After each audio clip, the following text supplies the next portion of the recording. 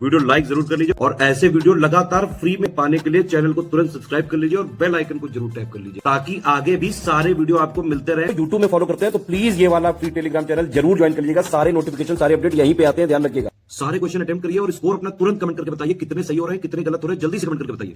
और आप लोग देख रहे हैं UPPSC best online coaching YouTube channel. दोस्तों आज के इस वाले वीडियो में यहाँ पर हम लोग बात करेंगे ज्योग्राफी के कुछ इंपॉर्टेंट क्वेश्चंस की।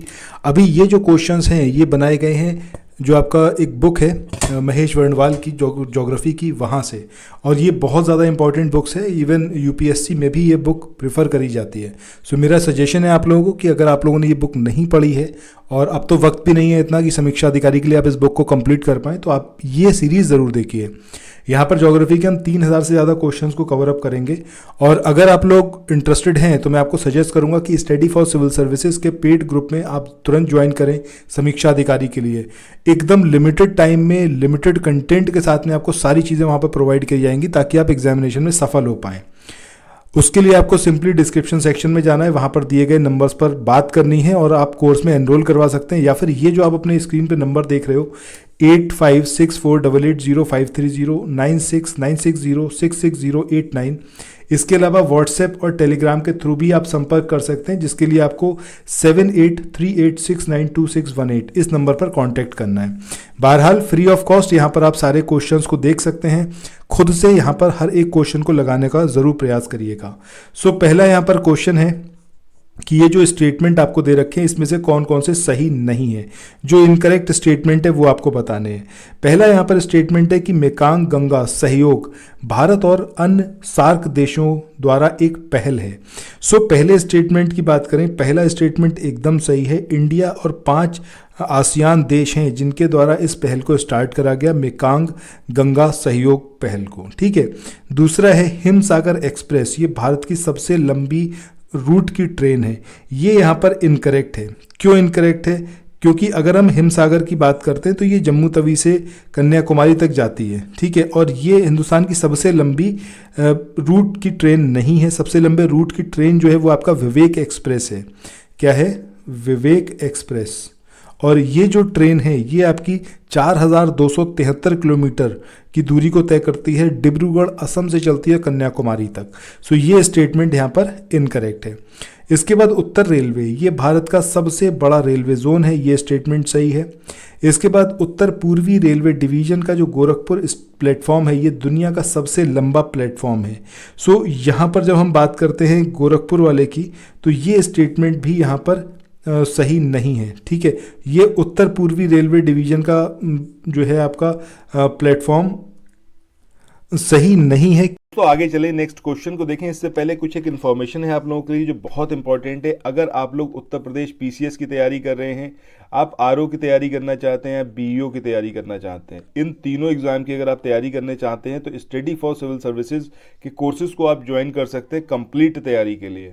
ये वन स्टॉप डेस्टिनेशन है। यहाँ पर आपको सब कुछ मिलेगा, जिसमें स्टडी मटेरियल रहेगा, टेस्ट सीरीज रहेंगी, पेड क्विज रहेंगी, सब कुछ आपको एक ही जगह पर मिलेगा।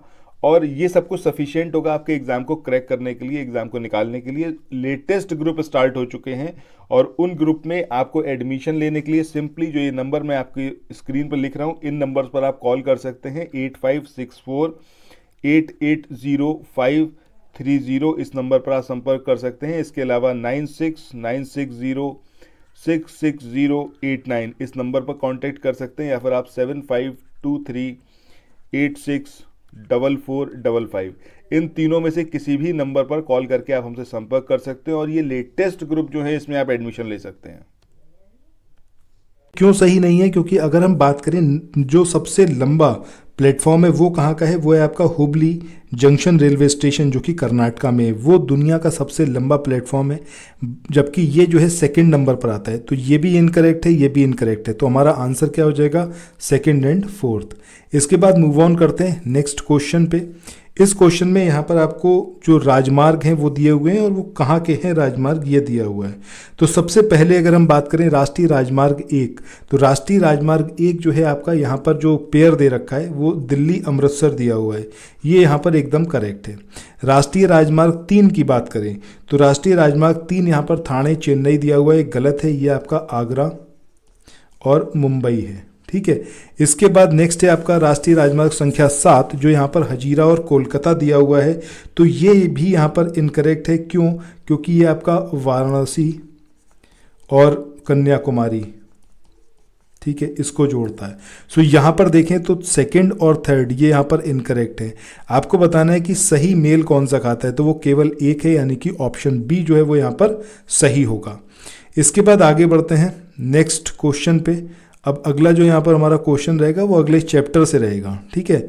सो ये जो आप देख रहे हो ये हमारा नेक्स्ट चैप्टर है, जिसमें हम यहाँ पर बात करेंगे ट्राइब्स के बारे में। अब यहाँ पर जो पहला क्वेश्चन है इसमें आपसे यहाँ पर पूछा गया है कि निम्न में से किस जनजाति के लिए नीचे दिए गए कथन जो है वो संबंधित हैं। कौन सी जनजाति से संबंधित कथन जो है वो दिए गए हैं।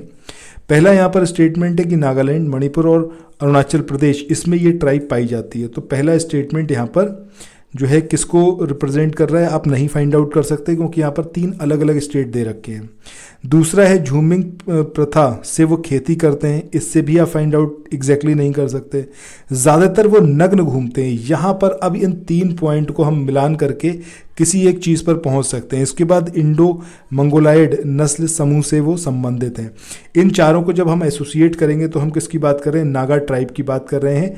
और ये जो नागा ट्राइब है आपकी, नागालैंड, मणिपुर और अरुणाचल प्रदेश में पाई जाती है। झूमिंग प्रथा से ये खेती करते हैं, कृषि करते हैं और ज़्यादातर ये नग्न रहते हैं।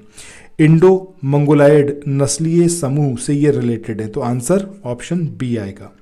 इसके बाद मूव ऑन करते हैं नेक्स्ट क्वेश्चन पे।